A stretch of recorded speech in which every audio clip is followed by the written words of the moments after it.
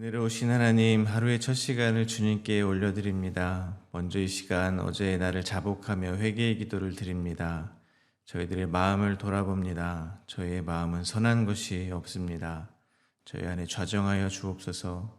저희의 마음이 청결케 되어 언제나 저희와 함께하고 계시는 살아계신 하나님을 바라보게 하여 주시옵소서. 오늘 말씀을 듣고 전할 때 성령 하나님의 인도하심을 구합니다. 사람의 생각이 아니라 하나님의 마음을 전할 수 있도록 인도하여 주시옵소서. 예수 그리스도의 이름으로 기도하오며, 하늘에 계신 아버지, 오늘 제가 주님의 임재 안에서 살고 주님을 더욱더 기쁘시게 하기를 기도합니다. 주 예수님, 오늘 제가 저의 십자가를 지고 주님을 따르기를 기도합니다. 성령님, 오늘 성령님이 저를 충만하게 채워주시고 성령의 열매, 사랑과 희락과 화평과 오래 참음과 자비와 양성과 충성과 온유와 절제가 제 삶 속에서 익어갈 수 있도록 해 주시기를 기도합니다. 아멘. 오늘 수요 아바드 예배는 명절 연휴 관계로 드리지 않습니다. 착오가 없으시기 바랍니다. 오늘 저에게 주신 하나님의 말씀은 잠언 3장 1절에서 10절까지의 말씀입니다. 저와 여러분이 한 절씩 교독하겠습니다. 내 아들아, 나의 법을 잊어버리지 말고 내 마음으로 나의 명령을 지키라. 그리하면 그것이 내가 장수하여 많은 해를 누리게 하며 평강을 더하게 하리라. 인자와 진리가 내게서 떠나지 말게 하고 그것을 내 목에 매며 내 마음판에 새기라. 그리하면 내가 하나님과 사람 앞에서 은총과 귀중히 여김을 받으리라. 너는 마음을 다하여 여호와를 신뢰하고 내 명철을 의지하지 말라. 너는 범사의 그를 인정하라. 그리하면 네 길을 지도하시리라. 스스로 지혜롭게 여기지 말지어다. 여호와를 경외하며 악을 떠날지어다. 이것이 내 몸의 양약이 되어 네 골수를 윤택하게 하리라. 내 재물과 내 소산물의 처음 익은 열매로 여호와를 공경하라. 그리하면 내 창고가 가득히 차고 내 포도즙 틀에 새 포도즙이 넘치리라. 아멘. 잠언의 주요 저자는 솔로몬입니다. 그리고 잠언의 목적은 지혜와 훈계를 알게 하며 명철의 말씀을 깨닫게 하며 지혜롭게, 공의롭게, 정의롭게, 정직하게 행할 일에 대해서 훈계를 받게 하며 어리석은 자를 슬기롭게 하며 젊은 자에게 지식과 근신함을 주기 위함입니다. 그러나 이것은 세상을 잘 살아내기 위한 지혜가 아닙니다. 여호와를 경외하기 위한 지혜입니다. 오늘 본문은 하나님과의 관계에 대한 지혜에 대해서 이야기합니다. 오늘 본문 세 문맥으로 나누어 묵상하도록 하겠습니다. 첫 번째 문맥은 1절부터 4절입니다. 말씀을 잘 지키면 장수하고 평강하며 하나님과 사람 앞에 은총과 귀중히 여김을 받음을 교훈하고 있습니다. 두 번째 문맥은 5절부터 8절입니다. 여호와를 신뢰하면 저희가 갈 길을 알려주시고 저희의 골수를 윤택하게 해준다고 교훈하고 있습니다. 세 번째 문맥은 9절부터 10절입니다. 저희 재물과 소산물의 처음 익은 열매로 여호와를 공경하면 창고가 가득 차고 새 포도즙이 넘칠 것을 교훈하고 있습니다. 오늘 본문은 내 아들아 라고 시작합니다. 1절입니다. 내 아들아, 나의 법을 잊어버리지 말고 내 마음으로 나의 명령을 지키라. 저희가 잘 아시는 것처럼 신명기 6장에 의하면 하나님께서는 이스라엘 백성들에게 하나님 여호와는 오직 유일한 여호와이심을 자녀들에게 부지런히 가르치며 집에 앉아있을 때에든지 길을 갈 때에든지 일어날 때에든지 강론하라고 명령하셨습니다. 마찬가지로 오늘 본문도 잠언의 저자인 솔로몬이 자녀에게 가르치는 형식으로 되어 있는 것입니다. 보통 부모는 자녀에게 유산을 물려줍니다. 유산이라는 것은 부모가 살아오면서 가지고 있던 것 중에 가장 귀한 것을 물려주는 것입니다. 유산을 물려주는 목적은 당연히 나중에 이 세상에 혼자 남겨질 자녀가 부모가 없을 때에도 이 세상을 살아갈 힘을 주기 위함일 것입니다. 부모가 그 힘이 물질이라고 생각이 된다면 자녀에게 물질을 남겨주기 위해서 애를 쓸 것입니다. 그러므로 부모가 자녀에게 물려주고자 하는 것이 무엇인가를 본다면 부모가 이 세상을 어떻게 인식하고 있는가를 알 수 있을 것 같습니다. 한마디로 이 세상은 무엇이며 왜 살아야 하는지를 그 부모가 어떻게 생각했는지를 알 수 있다는 것입니다. 그러한 면에서 오늘 잠언의 부모는 이 세상을 하나님을 경외하기 위한 삶으로 인식을 한 것 같습니다. 그래서 그가 남겨주려는 유산은 바로 어떻게 하면 하나님을 경외할 것인가에 대한 방법이라고 생각합니다. 1절에서 말을 하고 있습니다. 내 아들아, 나의 법을 잊어버리지 말고 내 마음으로 나의 명령을 지키라. 나의 법을 잊어버리지 말고 마음으로 지키라는 것은 한마디로 명심하라는 것입니다. 아들아, 명심해 라고 말을 하고 있다는 것입니다. 여기서 말하는 법은 당연히 토라를 이야기합니다. 율법입니다. 그리고 이 율법은 먼저 하나님께서 이스라엘 백성들에게 명령하신 것입니다. 신명기 6장 1절부터 6절입니다. 이는 곧 너희의 하나님 여호와께서 너희에게 가르치라고 명하신 명령과 규례와 법도라. 너희가 건너가서 차지할 땅에서 행할 것이니 곧 너와 내 아들과 내 손자들이 평생에 내 하나님 여호와를 경외하며 내가 너희에게 명한 그 모든 규례와 명령을 지키게 하기 위한 것이며 또 내 나를 장구하게 하기 위한 것이라. 이스라엘아 듣고 삼가 그것을 행하라. 그리하면 내가 복을 받고 내 조상들의 여호와 하나님께서 내게 허락하심 같이 젖과 꿀이 흐르는 땅에서 내가 크게 번성하리라. 이스라엘아 들으라. 우리 여호와는 오직 유일한 여호와시니 너는 마음을 다하고 뜻을 다하고 힘을 다하여 내 하나님 여호와를 사랑하라. 오늘 내가 내게 명하는 이 말씀을 너는 마음에 새기고. 그러므로 오늘 본문 1절에서 솔로몬이 아들에게 말하는 이 법, 곧 저희가 잊어버리지 말고 마음에 새겨야 하는, 명심해야 하는 이 법은 결국엔 마음을 다하고 뜻을 다하고 힘을 다하여 저희 여호와 하나님을 사랑하라 라는 말이 될 것입니다. 그것이 아버지가 아들에게 물려주고 싶은 유산입니다. 여호와를 사랑하는 삶이 이 세상에서 가장 잘 사는 삶이라는 것입니다. 따라서 저희는 자녀에게 또는 동생에게 또는 후배에게 또는 믿음의 후손에게 무엇을 물려주고 싶은지 돌아보게 되기를 바랍니다. 뒤집어서 말하면 저희는 지금 이 땅에서 가장 잘 사는 삶이 하나님을 내 마음을 다하고 뜻을 다하고 힘을 다하여 사랑하는 것이라고 정말 생각하고 있는지 돌아보게 되시기를 바랍니다. 이어서 잠언의 저자는 말합니다. 2절입니다. 그리하면 그것이 내가 장수하여 많은 해를 누리게 하며 평강을 더하게 하리라. 하나님의 율법을 마음에 새기고 명령을 지키면, 즉 하나님을 마음을 다해 뜻을 다해 힘을 다해 사랑하면 장수와 평강을 누리게 된다는 것입니다. 그런데 오래만 살면 무엇을 하겠습니까? 마음이 평강하지 않다면 그것만큼 불행한 일은 없을 것입니다. 그런데 하나님의 율법을 잊어버리지 않고 저의 마음으로 지키면 장수와 평강이 함께 온다는 것입니다. 이 땅에서 육을 입고 사시는 동안 여기 계신 모든 성도님들께 이러한 장수와 평강이 임하게 되시기를 간절히 바랍니다. 그런데 여기서 한 가지 생각할 수 있는 것은 이것입니다. 장수와 평강의 주권이 하나님께 있다는 것입니다. 장수와 평강을 하나님께서 주실 수 있다는 것입니다. 하나님을 믿지 않는 사람들의 삶의 목적도 저희와 동일합니다. 장수와 평강입니다. 하루라도 더 건강하게 오래 살기 위해서 많은 사람이 운동을 하고 건강식품을 챙겨 먹습니다. 그리고 마음의 평강을 얻기 위해서 여가 활동들을 합니다. 스트레스를 풀고 하루라도 마음이 평안하게 살기 위함일 것입니다.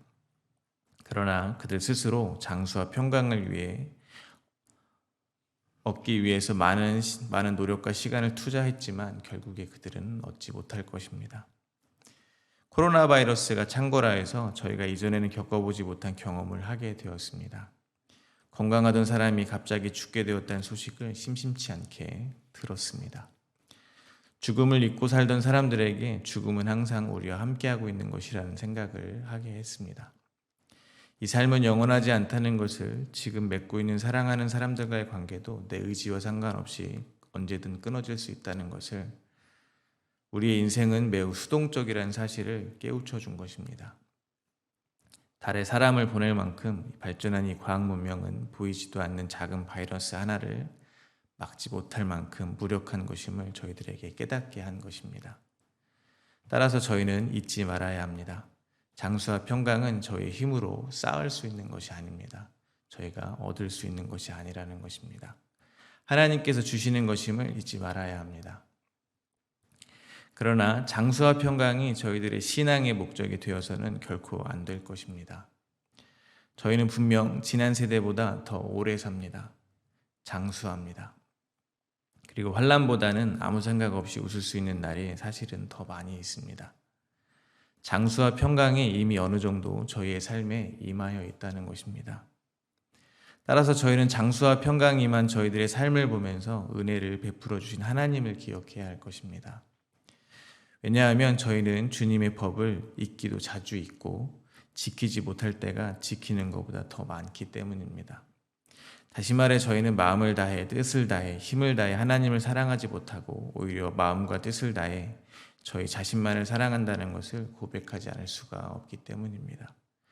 그래서 오늘 본문을 통해 또 한 가지 생각할 수 있는 것은 이것입니다. 저희는 결국 저희의 힘으로 하나님의 법을 마음에 새길 수 없다는 것입니다. 왜냐하면 하나님의 명령은 완전히 항상 지킨 것이 아니면 안 지킨 것이나 마찬가지이기 때문입니다. 10개 중에 9개를 지켜도 안 지킨 것입니다. 100년 중에 99년을 지켜도 안 지킨 것입니다. 야고보서 2장 10절입니다. 누구든지 온 율법을 지키다가 그 하나를 범하면 모두 범한 자가 되나니. 그래서 저희는 저희 스스로 이 문제를 해결하는 것이 아니라 하나님의 은혜에 기대해야 되는 것입니다. 히브리서 10장 16절부터 18절입니다. 주께서 이르시되 그날 후로는 그들과 맺을 언약이 이것이라 하시고 내 법을 그들의 마음에 두고 그들의 생각에 기록하라 하신 후에 또 그들의 죄와 그들의 불법을 내가 다시 기억하지 아니하리라 하셨으니 이것들을 사하셨은즉 즉 다시 죄를 위하여 제사 드릴 것이 없느니라. 결국 하나님께서 저희에게 새 언약을 주심으로 이 문제를 해결해 주신 것입니다. 따라서 저희는 오직 하나님의 은혜와 긍휼을 찬송해야 하는 것임을 잊지 마시기 바랍니다. 저희는 이제 이 땅에서 아무리 오래 살아도 아무리 평안한 일상을 누려도 결국에는 사라져버릴 장수와 평강이 아니라 결코 사라지지 않는 영원한 삶을 얻은 것입니다. 평강의 왕이신 예수 그리스도와 함께 영원히 사는 삶을 얻은 것임을 잊지 마시기 바랍니다. 오직 은혜로 말입니다. 그것을 이렇게 표현할 수 있습니다. 3절과 4절입니다. 인자와 진리가 내게서 떠나지 말게 하고 그것을 내 목에 매며 내 마음판에 새기라. 그리하면 내가 하나님과 사람 앞에서 은총과 귀중히 여김을 받으리라. 인자와 진리, 곧 하나님께서 택하신 백성들을 향한 하나님의 사랑과 성실입니다. 저희가 이 땅에서 경험해야 하는 모든 상황에서 어떻게 평강을 누릴 수가 있겠습니까? 저희를 버리지 않으시고 끝까지 책임지실 것이라는 아버지 하나님의 사랑에 대한 신뢰가 있어야만 가능한 것입니다. 저희의 죄와 불법을 기억하지 않으시고 용서하신 주님의 약속을 신뢰해야만 가능한 것입니다. 풍랑이 있는 바다를 건너고 있어도 모래폭풍 가득한 광야를 걷고 있어도 하나님께서 나를 버리지 않으신다는 신뢰만 있다면 그 속에서 버틸 수 있는 것입니다. 세상은 알 수도 없는 평강을 저희는 누릴 수 있다는 것입니다. 이 겨자씨만한 평강은 곧 자라나 내 이웃에게도 쉼을 줄 수 있는 것입니다. 모두가 눈에 보이는 현실로 인해서 두려움과 불안에 쌓여 있을 때 누군가 선포한다고 상상해 볼 수 있습니다. 아닙니다. 하나님께서는 저희를 결코 버리지 않았습니다. 하나님께서는 여전히 저희와 함께 하고 계십니다. 그분은 성실히 저희를 사랑하시는 분이십니다. 이렇게 누군가 선포한다면 이렇게 하나님의 은혜와 긍휼에 의지하는 이 믿음은 하나님을 기쁘게 할 것입니다. 또한 사람들에게도 다시 오실 주님을 기다리게 하는 소망을 다시 품게 할 것입니다. 그들은 사람들과 하나님 앞에서 은총과 귀중히 여김을 받게 될 것입니다. 두 번째 문맥입니다. 5절부터 18절입니다. 너는 마음을 다하여 여호와를 신뢰하고 내 명초를 의지하지 말라. 너는 범사의 그를 인정하라. 그리하면 내 길을 지도하시리라. 스스로 지혜롭게 여기지 말지어다. 여호와를 경외하며 악을 떠날지어다. 이것이 내 몸에 양약이 되어 내 골수를 윤택하게 하리라. 아버지는 아들을 가르칩니다. 마음을 다하고 범사에 하나님 여호와를 인정하라는 것입니다. 그리하면 저희가 가야 할 길을 인도하신다는 것입니다. 그러면 저희의 골수를 윤택하게 하신다는 것입니다. 이를 뒤집어 보면 이렇습니다. 스스로 지혜롭게 여기는 것이 곧 악이라는 것입니다. 자기의 명철을 의지하는 것이 악이라는 것입니다. 범사에 여호와를 인정하지 않는 것이 악이라고 하는 것입니다.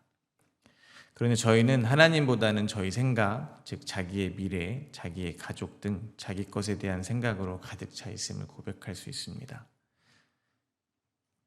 여기서 나는 나를 의지하지 않는다고 자신할 수 있는 사람이 누가 있겠습니까? 또한 범사에 하나님 여호와를 인정하지도 못합니다.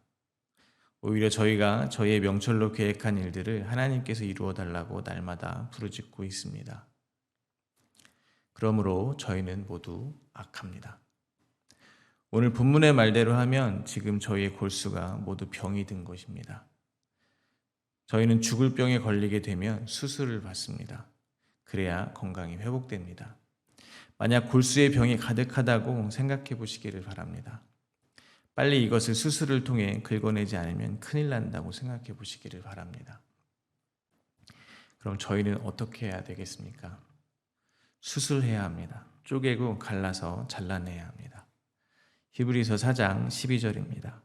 하나님의 말씀은 살아있고 활력이 있어 좌우에 날선 어떤 검보다도 예리하여 혼과 영과 및 관절과 골수를 찔러 쪼개기까지 하며 또 마음의 생각과 뜻을 판단하니.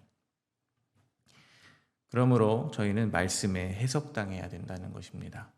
무엇으로 해석을 당해야 하겠습니까? 죄인으로 악이 가득한 자로 저희는 해석을 당해야 합니다. 골수의 병이 든 자로 해석당해야 된다는 것입니다. 그래서 오늘 본문의 말씀이 저희의 골수를 쪼개는 것입니다.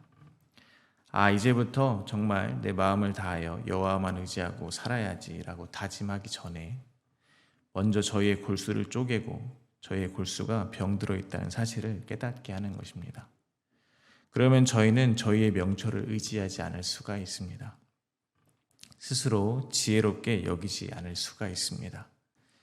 왜냐하면 말씀에 의해서 죄의 허물로 죽은 자의 힘이 폭로되었기 때문입니다. 죽은 자는 스스로 할 수 있는 것이 없습니다. 전신마취를 하면 아무것도 할 수가 없는 것입니다. 그때 말씀은 저희가 가고 싶은 길이 아니라 저희가 마땅히 가야 하는 길로 저희를 인도하는 것입니다. 그 길은 당연히 오직 한 길, 예수 그리스도입니다. 십자가의 길입니다. 생명의 길입니다. 길이요 진리요 생명이신 예수 그리스도를 믿는 믿음으로 저희를 인도할 것이라는 것입니다. 히브리서 4장 13절과 14절입니다. 지으신 것이 하나도 그 앞에 나타나지 않음이 없고 우리의 결산을 받으실 이의 눈앞에 만물이 벌거벗은 것 같이 드러나느니라. 그러므로 우리에게 큰 대제사장이 계시니 승천하시니 곧 하나님의 아들 예수시라. 우리가 믿는 도리를 굳게 잡을지어다. 아멘. 따라서 저희는 행여라도 말씀 앞에서 저희 자신이 죄인 중에 괴수로 드러나는 것을 두려워해서는 안 될 것입니다. 말씀이 저희 골수 안까지 숨겨진 죄를 모두 폭로하면 폭로할수록 저희는 하나님의 아들 예수 그리스도를 믿는 믿음으로 나아가게 될 것을 믿으시기 바랍니다. 왜냐하면 성령이 저희에게 믿음을 선물로 주셨기 때문입니다. 그것이 지혜가 이끄는 삶입니다. 그렇다면 결국엔 이 썩어질 육체가 건강해지는 것 정도가 아니라 완전히 새로운 영화로운 육체로 나아가게 될 것을 믿으시기를 바랍니다. 이것이 아버지가 아들에게 물려주는 유산입니다. 이것이 아들이 품고 살아가기를 바라는 아버지의 간절한 소망입니다. 세 번째 문맥입니다. 9절과 10절입니다. 내 재물과 내 소산물을 처음 익은 열매로 여호와를 공경하라. 그리하면 내 창고가 가득히 차고 내 포도즙 틀에 새 포도즙이 넘치리라. 이 세상의 부유함의 주권도 주님께 있음을 자녀에게 가르치고 있는 것입니다. 재물과 소산의 처음 익은 열매를 주님께 바친다는 의미는 당연히 이 땅에서 얻은 물질이 모두 주님의 것이라는 의미가 될 것입니다. 그 말은 자신의 삶은 주님의 손에 달려 있다는 것입니다. 주님이 소산을 주시면 자신이 소득을 얻는 것이고 소산을 주시지 않으면 못 얻는 것이라는 고백이 들어있는 것입니다. 한마디로 삶의 주권이 자기의 생명의 주권이 주님께 있다는 것입니다. 재물을 주님으로 섬기지 않겠다는 고백을 하는 것입니다. 하나님께서 주님이시라는 고백을 하는 것입니다. 결코 이 땅의 풍요를 얻기 위해 또는 그 풍요를 유지하기 위해서 재물의 소산을 드리는 것이 아니라는 것입니다. 그들이 이 땅에서 복을 받는 게 아니라 오히려 이 땅에서 받은 복을 통해서 주님의 풍요를 경험하는 것이라는 것입니다. 저에게 주님을 더 알게 하기 위해서 풍요가 저희들에게 주어질 수도 있다는 것입니다. 그러므로 역시 이 땅의 풍요가 믿음의 목적이 되어서는 결코 안 될 것입니다.